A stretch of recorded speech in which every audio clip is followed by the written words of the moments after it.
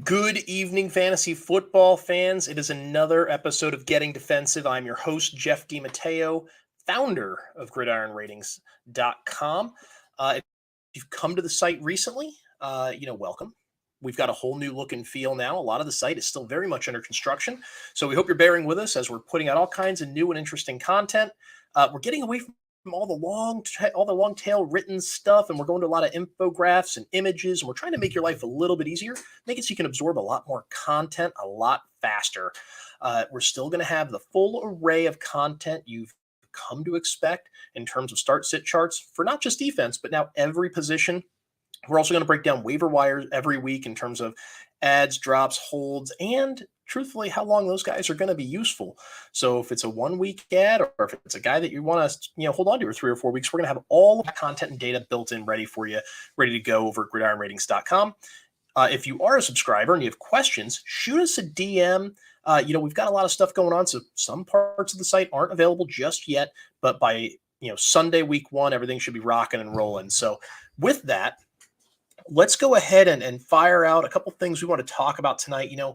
It's the last week before fantasy drafts really kind of wrap up and we gear up for the season, right? We've all got a little bit of preseason fatigue. Roster cut down day was today, so we're all getting caught up on the roster news and what's going on with that. But there's a couple of things as you kind of go through your final drafts here that you probably just want to keep in mind to reduce some of that stress and anxiety from your draft. Make sure you get the right guy, right? You want to get that right value. Number one for IDP, let's talk about positional scarcity. Okay. Like offense, in offense, everyone wants running backs early because, well, they're scarce, right? It's hard to find a legit number one running back that's going to stay healthy for an extended period of time. Well, the same thing can be said here in IDP with defensive linemen. If you're playing on MFL, you've probably noticed a lot of your favorite defensive ends are now linebackers. Joey Bosa, Kayvon Thibodeau, a lot of these get Danielle Hunter. They're not as valuable as linebackers as they were as defensive ends.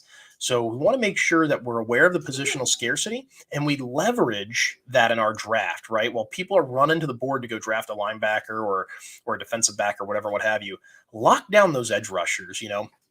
Myles Garrett should be a pretty locked in early pick. Nick Bosa should be another. And a guy that's going to get passed on by quite a few folks because he's a rookie is Aiden Hutchinson. Mark my words, this guy is going to end up being a Nick Bosa clone, and he's due for double-digit sacks this year. So a couple things to keep in mind there. If you're playing on Sleeper, hey, you've got a lot more defensive linemen to play with. TJ Watt and Micah Parsons should be at the top of your wish list. These guys are going to have DL and LB eligibility. So imagine having a team where you can plug in Parsons and TJ Watt as defensive linemen and still be able to come back and go get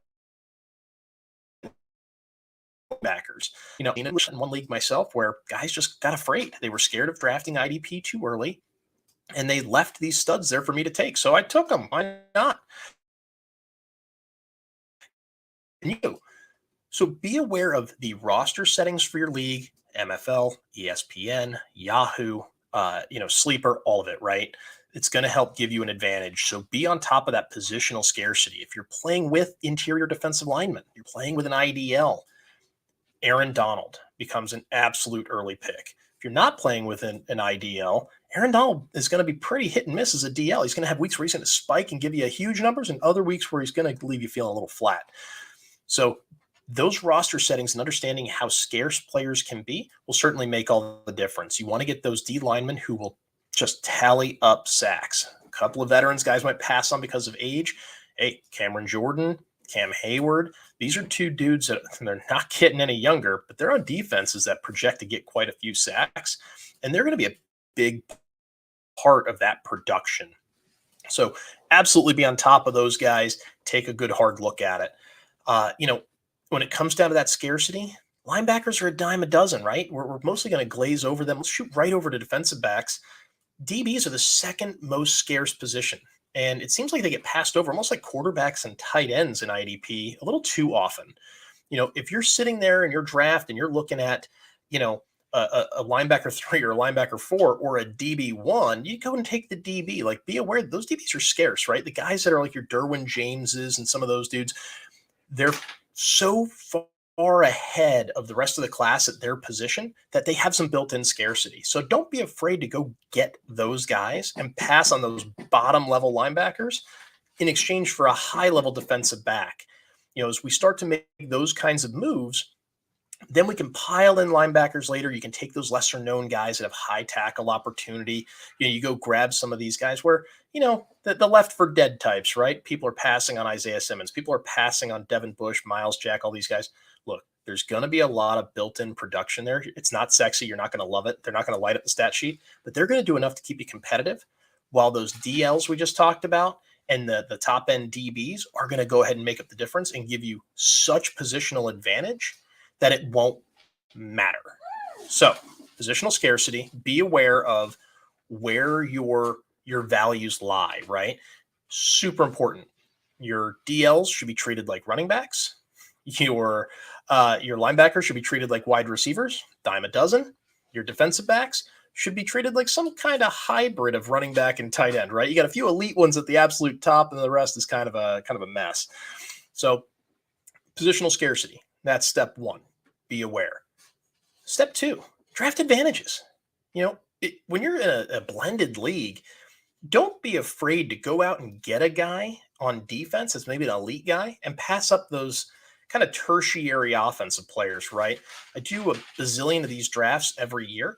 And when I do them, I notice guys pass on IDP going into round 7, 8, 9, and they're taking wide receivers 3s and 4s for their team, and they're getting really deep, and they're not really getting a positional value as those guys are kind of all the same at some point or another. And they're leaving guys like, the Derwin Jameses on the board. They're leaving guys like, the Kyle Hamiltons, the Aiden Hutchinsons, these guys that can give you a defined positional advantage over the rest of your league on the board. Positional advantage should always be considered in any roster build, not just IDP. And so as you go through these steps, always think about points in your lineup, right? Is it worthwhile to go grab that fourth wide receiver who's interchangeable with 20 other players? Or does it make sense to go get an elite player at defensive end, at defensive back, linebacker, IDL? All of these things can start to make sense. Don't be afraid to gamble on the higher upside of points in your lineup, because that is going to be what separates you down the stretch run of the season. And that's going to be the things that if you're really sharp in IDP and you're really playing this lot and you're paying attention, okay, you can build big advantages. You can go ahead and set your team apart where, your running backs have a down week. Good news. You've got 3 studs on your IDP side because you weren't afraid to go take them in the middle of the draft or even earlier. And they're giving you a massive floor that puts you 7, 8, 10 points ahead of everyone else in your league every week. So that's what we kind of look at. Positional advantage is going to be a major, major part of your roster build and how you want to go about defining your team for 2022. A couple positional advantages I would think about, as we go into the build out. Jordan Brooks is going to have a tremendous tackle opportunity this year. This guy was second in the league in tackles last year.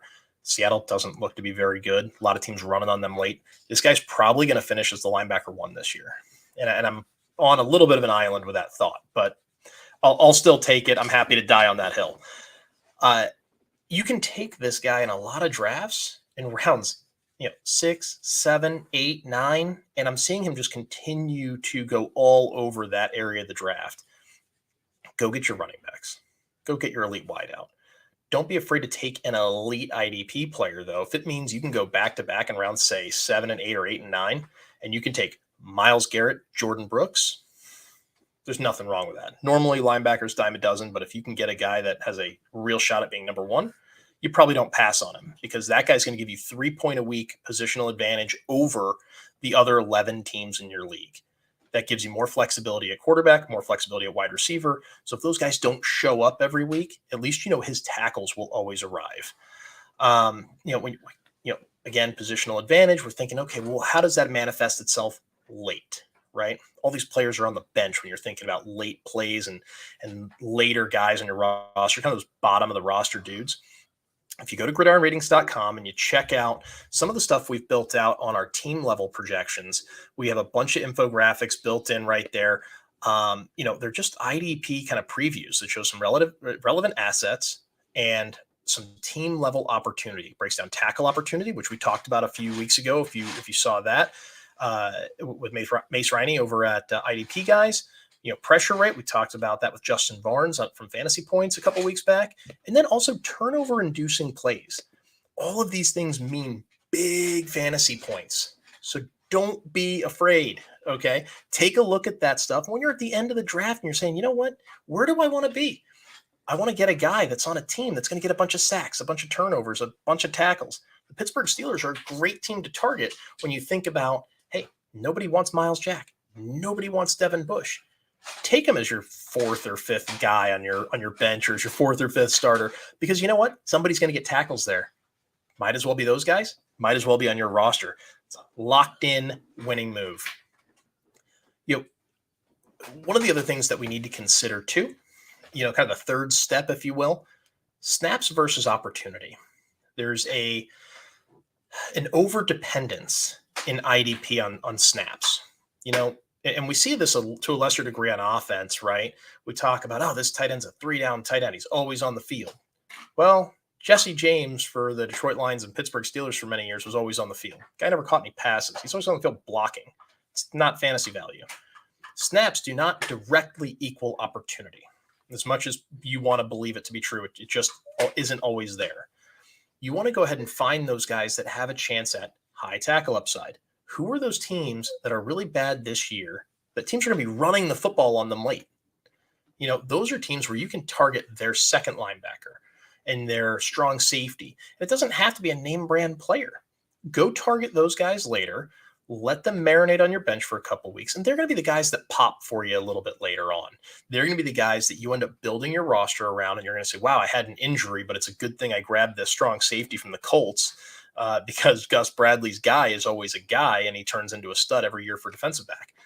That's where you can start to look at it and say, all right, well, the opportunity he has because of the way Gus Bradley funnels tackles and funnels playmaking opportunities to the strong safety just gave you a defined advantage.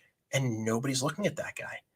You want to go ahead and look at linebackers. So you missed out on Darius Leonard. You missed out on Roquan Smith. Hey, man, the guys that are their direct backup are also guys worth considering in deeper leagues.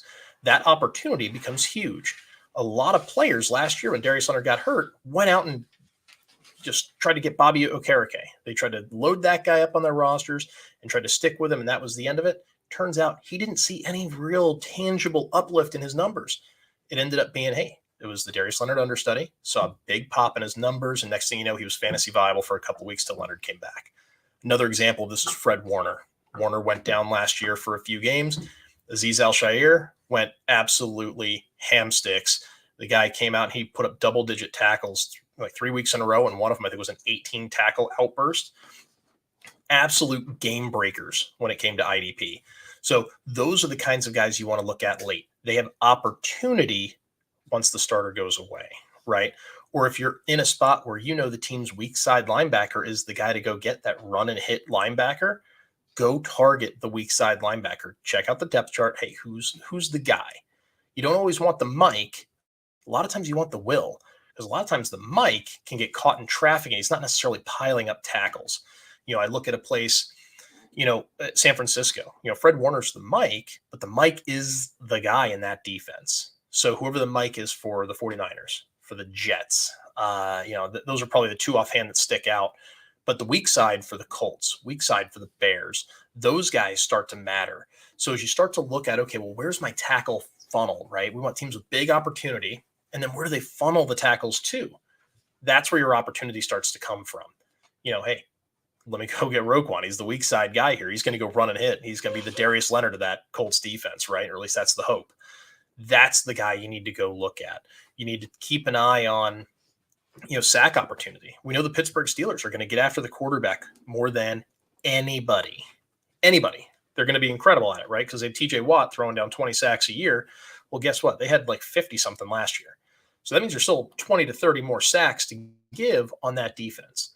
Alex Highsmith becomes a guy. Cam Hayward becomes a guy. You got to pick your spots. Devin Bush, Miles Jackson, like the third or fourth time I've mentioned those guys. I just keep seeing them drop into oblivion in fantasy drafts right now. These two guys aren't necessarily good at football. So I'll just start there. They don't really know where they're supposed to be, but they're both really fast. And if nothing else, they're going to get a lot of assisted tackles because they're going to be bumping into ball carriers just by nature of being fast. I'm not looking for them to go out and lead the league in tackles. I'm not expecting these guys to be that good or anything like that. Miles Jack has had a lot of productive games for IDP, and so is Devin Bush. These two guys will be on the field together, running around with Tremaine Edmonds as those kind of three guys taking down that intermediate section of the field. That could be a really nice spot to get a really late round value. So again, opportunity to make plays. Those guys have it. That Steelers defense is going to be one to keep an eye on. And if you're not doing it right now, you're probably already missing out. And heck, a lot of drafts, people have already probably drafted, and those guys are probably sitting on the waiver wire because people hate these guys. So Devin Bush, Miles Jack, again, I don't love the player. Okay. I love the potential production though. These are dudes where, hey, look, there's some opportunity here, a lot of athleticism. If they're healthy, there's some big time play there. So don't just stare down the snap count because you can get a strong side linebacker that plays 900 snaps a year. That doesn't necessarily help you. But if you've got a weak side linebacker playing 780 snaps a year, guess what? His ability to track down ball carriers is probably much higher. So we're going to have a lot of that data built into gridironratings.com. Keep an eye on all the updates we're going to have over the course of the next few weeks. Like I said, everything's going to be very image geared, very infographic geared. So you're not going to have to, melt your brain on 10 million words of written content. Hey, let's put it in pictures, put it in graphs, put it in charts. Let's make it easy to digest, right? That's kind of what our new mantra, new credo is going to be all about here. But those are kind of the big three, right? Positional scarcity, draft advantages, and snaps versus opportunity. Keep those three things in mind, and you'll win your draft. When you get in that spot in the 8th round, it's like, hey, look, which one of these guys can I play and go ahead and have an advantage over everyone else in my league? This guy? Okay, cool. You're not going to have 10 guys at that point in the draft that you can say that about. Pick the guy that gives you the greatest advantage. Take those things. Be aware if there's only one guy left at a position that you feel comfortable with, take the guy. Don't be afraid to reach. It's not a reach. You don't get any points for letting a guy fall an extra round or two. Okay. You don't get bonus points for that. And I know that sounds crazy because we always talk, you reached for that player. Well, if it's week 7 and that guy is kicking ass on your roster, guess who cares that you reached 2 rounds for him? Nobody. That's who.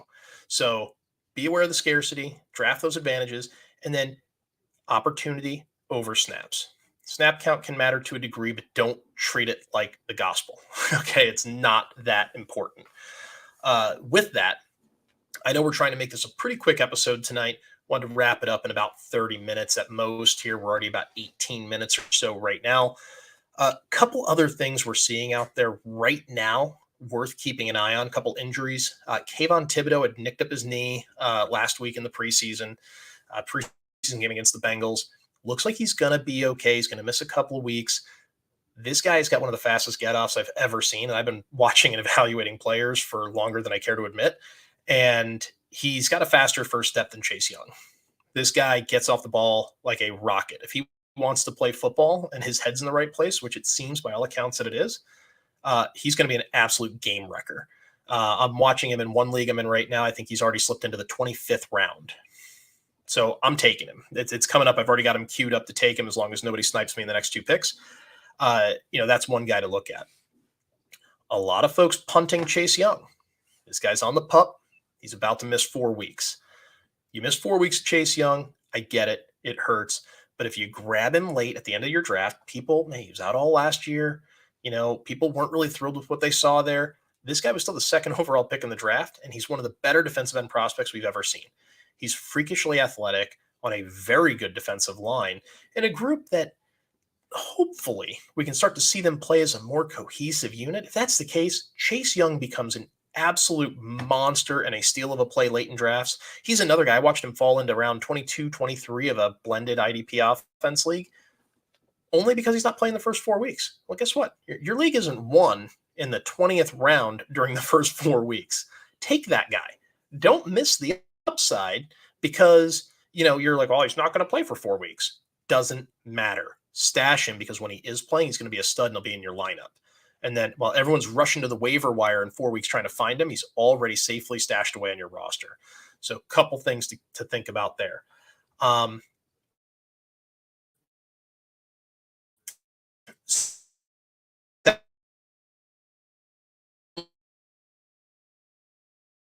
idea.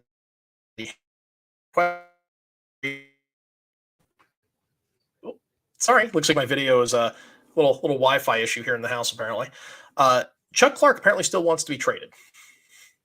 I don't know that anything's ever going to come of that. The Ravens should run three safeties, draft Kyle Hamilton and Chuck Clark with some kind of confidence. Both of those guys are going to be useful for fantasy. I suspect Hamilton is the more useful player because, frankly, he's just more athletic. They wouldn't have taken him in the first round if they felt like he was a step behind Chuck Clark. That's just the fact of the matter. So, something to look at there. The 49ers. We've got Jimmy Ward. Looks like he's banged up. He's going to start out the season on. I don't think he'll be injured reserve, but I know he's not playing at least week one. So if you're taking a guy, a flyer on a defensive back late, Talanoa Hufanga, the strong safety there, he has looked absolutely fantastic in camp. And this is the guy that really turned it on in the back half of last year. We saw him making plays, not just on defense, but on special teams too. He's kind of a liability in the passing game, but the guy can tackle. He's useful against the run. He's useful up in the box. And that's how the 49ers expect to use him, right? They want to go ahead and they want to, go with a single deep safety, and they want Hufanga to be kind of moving all over, keep him in the box, and force teams to decide where they want to go with the football. Are they going at Hufanga? Or are they going at Fred Warner? They still have Dre Greenlaw and some other guys on that defense to really make life miserable, which should truthfully, if that defense comes to play, it's going to make Trey Lance's job a whole heck of a lot easier, right? Philadelphia Eagles. Another quick note on the Eagles. They got real young. They got real fast. They've added all kinds of parts. I believe they added Chauncey Gardner-Johnson today via trade. And that's a great add for them. The guy's a safety. He's going to be a starter. Lock him in. That's going to be a dude that's probably going to put up a ton of tackles for you. But what's going to be really interesting is that the Eagles are likely going to be one of those teams that we see running 4-2-5 or nickel as their primary defense, not as a sub package. And we're going to see some rotation at linebackers. So one of the rotations we should be looking at is Kaiser White and Nakobe Dean. Nakobe Dean was a third-round pick. We all know the story with the shoulder. A lot of IDP managers have gotten skittish about Nakobe Dean.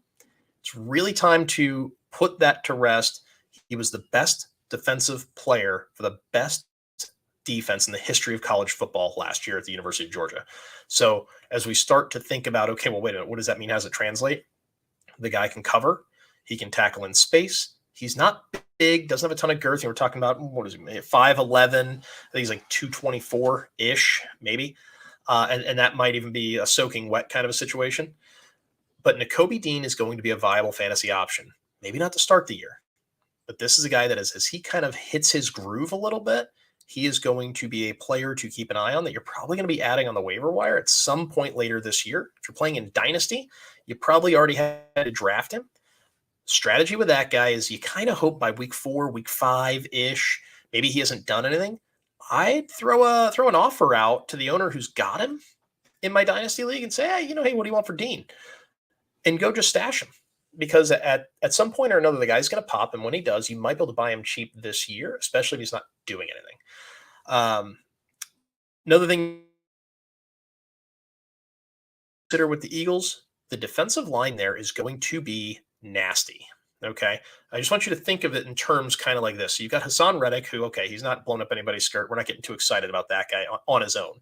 When you put him next to Javon Hargrave, Fletcher Cox, you rotate in Jordan Davis, and then you still have Sweat on the other side.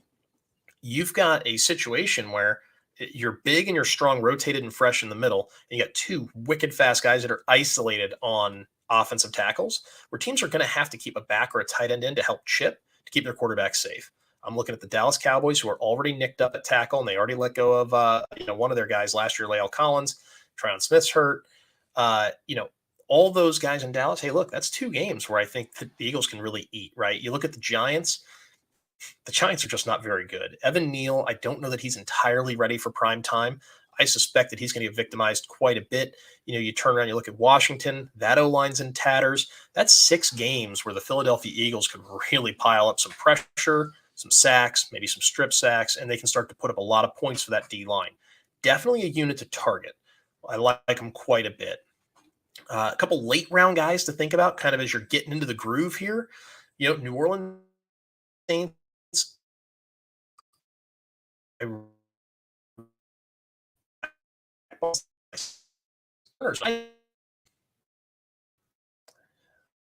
Sorry, my video keeps blinking out here. I guess the internet's telling me I need to get done with this thing pretty quick. Um, Demario Davis isn't getting any younger. DeMarco Jackson, the kid out of App State, really nice player, worth looking at in much, much deeper leagues. Put him on the bottom of your roster. You're looking at, Werner is going to be on the weak side. He's going to be a very useful player. Saints defense projects to be pretty good, and they're going to put up points this year. So I think there's going to be a lot of shootout situations and a lot of sack and middle of the field tackle opportunity. So as you start to go through some of that, the Saints are going to be a team worth targeting. The Chargers, here's another great team to take a look at. I know some folks have really been high on guys like Drew Tranquill and some of these dudes. Kenneth Murray is in a do or die year. This guy was hurt last year. He's been banged up since he's gotten into the league. But now you're looking at having that 3-4 defense again with Khalil Mack and Joe Bosa coming off the edges. And you're going to put Murray. He's probably not going to be coming off the field as much as people think. And he is a guy that you can have stupid late. He's not great in coverage. He's okay at tackling. He's fast enough, right? This guy is just good enough at everything where he could be a Patrick Queen type where he just gets you 100 tackles in the least sexy way possible. Not excited about the player, but you know what? I'll take Kenneth Murray before I'm worrying about, right? Kenneth Murray should be looked at as like a linebacker. Sorry if I blacked out again there. Kenneth Murray should be considered like the 28th or 30th linebacker-ish. No earlier than that. I mean, I'm maybe even around 36, so linebacker 3 type space. That's where you start. All these guys kind of become the same at that point. I'll just take the draft capital. I'm going to take the upside. But those are just a couple quick thoughts going into your draft. Just remember, just go in, draft the advantage at every position. You always want to create an advantage over the rest of your league as best you can, okay? So if you take player A, how much better is he than the other guys at that position in your league at that moment? Take the best one, right? Snaps versus opportunity. Snaps don't always equal opportunity. Find the guys that are in the funnel to get a bunch of tackles, right? And then positional scarcity, right? The early guys, go get those DNs, especially if you're in MFL where they've become hyper rare because so many of them got pushed, over to linebacker. Positional scarcity really matters. Just keep those 3 things in mind. You're going to have no anxiety on draft day. You're going to draft a champion. And you know what? As long as you hit on some offense, there's no reason to miss on defense. I hope you found some of this useful. And if you want some more information, go check out our new homepage over at gridironratings.com. We've got all kinds of content right on the homepage now while we rebuild the rest of our back end. And as we're rebuilding, you're going to see more and more content hitting the site over the course of this week and leading up to week 1. So we're going to have all kinds of injury updates. We have some injury content creators already built in. Next Man Up will be a part of our show catalog here on the Gridiron Ratings YouTube network. And that show is going to be strictly about injuries, offense, defense. We're going to cover it all, right? Check out the Chop Shop. We're going to cover all your waiver wire needs, all the basic top level kind of IDP stuff. And then, of course, tune into Getting Defensive, where we're going to do the deeper dives, right? We're going to get into the nitty gritty. We'll talk start sits. We're going to talk deep waiver ads. And we're going to talk about, hey, look, here's where the opportunity is. And here are the guys to target, not just for now, but in a few weeks from now. So we hope you're going to join us again. Stick with us for the 2022 season. It's going to be a fun ride. Let's go ahead and win a championship together. With that, I'm Jeff DiMatteo, wishing you nothing but championships this year. Goodbye and good luck.